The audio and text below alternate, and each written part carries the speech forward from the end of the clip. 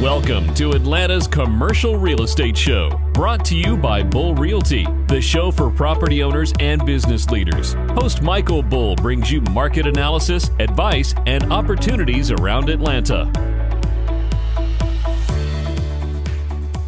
Welcome to Atlanta's show. Yes, I am Michael Bull. Well, today we're going to talk about some zoning issues and some things that are going on around Atlanta with development. And this segment is brought to you by GetValuate.com. Check out this website. You can do what-if analysis on investment properties and share it with colleagues online. It's called GetValuate.com. Well, my guest is Woody Galloway. Woody's with Galloway Law Group. And Woody, you guys have been very involved with very large projects around Atlanta being developed. And so you've kind of seen a picture of kind of the old development world, the new development world, and also kind of the future of what's going on. So what do you expect to see in the future? What's changing and different that we're going to experience here in Atlanta with some of the new developments you see that you guys are involved in?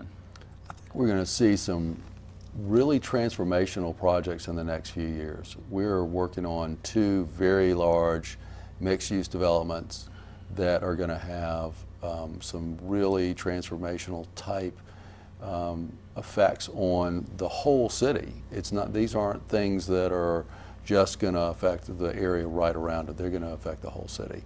And it's really great to see some of these big projects come in that have high quality developers that have money behind them that can go forward with these large projects. Yeah, and most of these projects are more mixed use today? Almost all the deals that we're working on, they're very large, that have mixed use elements. That is certainly the trend. The trend is to try to appeal to a wide array of users so that the office tenants love to have retail and other activities around them. And the residential like to be in that core area too. So you've got a blend of uses that can work together and have good synergy. Yeah, I mean, that's a good point. We're just about to put a little bitty building in Buckhead on East Paces Ferry on the market, and people are looking at it and go, wow, I can walk out and shop, I can walk out and dine. People really like that environment. So but with these developments and rezoning in Atlanta, how is it going? What is the atmosphere like kind of politically around Atlanta for these rezoning and these big projects? Is everyone excited about it, or is it still not in my backyard? Yeah, well, you have a lot of not in my backyard, but you also have the political issues that are going on right now. The entire city council is up for election. You've got a lot of city council members that are running it for different seats, and so they've given up their seats to run for something else. They're competing for mayor or for council president or whatever, and so there's a lot of competition amongst the city council members that bleeds over into other jurisdictions as well. You have a lot of races up in the various municipalities around or the counties around town, and so the political environment is certainly something that has to be taken into account when you go forward with the rezoning. Yeah, and some of these political issues you see out there, or where that might be a little bit of evading private property rights. I mean, something's zoned, it should be able to be used for something. How often do you need a rezoning issue to be done by an attorney that, hey, this is our right to do this, and if you're going to stop us, we're going to sue? How important is that? Of course, I think it's very important, since that's what I do. But I think that most times in today's environment, you need to have a lawyer at least involved in the process, if not leading the process. It's a very different climate than it was 20 or 30 years ago, when a lot of times there were real estate folks that handled this, or just the architect, or whoever, architect or land planner or whomever. But there are legal issues that are involved, and oftentimes now we find that political jurisdictions are crossing lines that they can't cross when they are asking for certain exactions, or they're asking you to do something that they really can't ask you to do. Yeah. What about a tip, Woody, for someone who wants to do a development? Maybe they own the land now, or they're doing some new development in Atlanta. What tips would you give them to start out with? I would say be realistic. Be realistic in terms of what your goals are. because if you are looking for that once in a lifetime kind of deal, it's going to take you a lifetime to find. Right. So that's tough.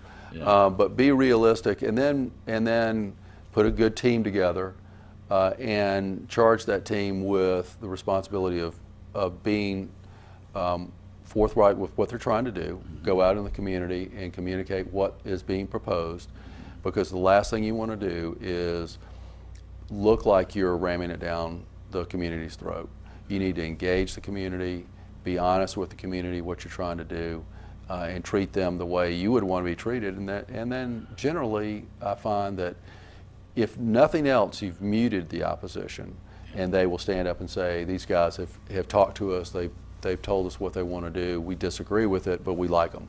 And that's a big deal, because if you're close, then you might get that extra vote that you need to get the deal done. Yeah, and we'd sell a lot of land around Atlanta. Sometimes it's new development or redevelopment, and the owners are kind of concerned about the time frame. But how much time do you think, basically short or long, that you need for some of these rezoning issues around Atlanta? Well, that depends on how big it is. I mean, if you have a development of regional impact where you have to go through the DRI process in Atlanta, then that adds an extra 3 months or so to the process. So we generally think that you can get through the zoning process in 3 to 6 months. And then DRI will add 3 months to that. It depends very much on the jurisdiction, though, because things take longer in certain jurisdictions than others. So you have to factor that in. Are there certain uses, Woody, that today you think might be easier to rezone around Metro Atlanta than others? Well, I think there are some that are more difficult than others, certainly. More difficult. I think we've had an influx of a lot of apartments that have come into the Metro Atlanta area. And I think that there are jurisdictions where they have just said, we're not going to do any more apartments. And you're finding that they're being a little bit sneaky about the way they're doing, because they can't just outright say we're not going to zone any apartments, but they're changing codes to make it very, very difficult on apartment developers to go forward with any apartment. And if they do, they're of a class from an economic cost standpoint that they feel like will last. Yeah. So it's going to be concrete and steel construction. It's going to be certain amenities. It's going to be green space, et cetera, that'll help make that more a part of the community. Yeah. Well, Woody, you've been doing this a long time. I'm sure you've seen a lot of funny stuff, crazy stuff. Some people say stuff that surprised you, or maybe you've seen some emotions or even danger. Share something that you've seen that people might be surprised about. Well, you're always amazed what happens in a zoning hearing, because it is very emotional. You can have situations where at the last minute the property owner who signed an authorization saying that he's authorizing rezoning stand up and oppose the zoning. I've had that happen. Wow. And that is a really tough thing to get through. Yeah. I've had all kinds of crazy things happen with neighbors where they will say things that aren't true. They will accuse the developer of things that aren't true, or accuse me of something that's not true. And it's very hard from the podium to find a way to respond in an appropriate manner at the time, and oftentimes it's at the last second. Yeah. So it can be difficult.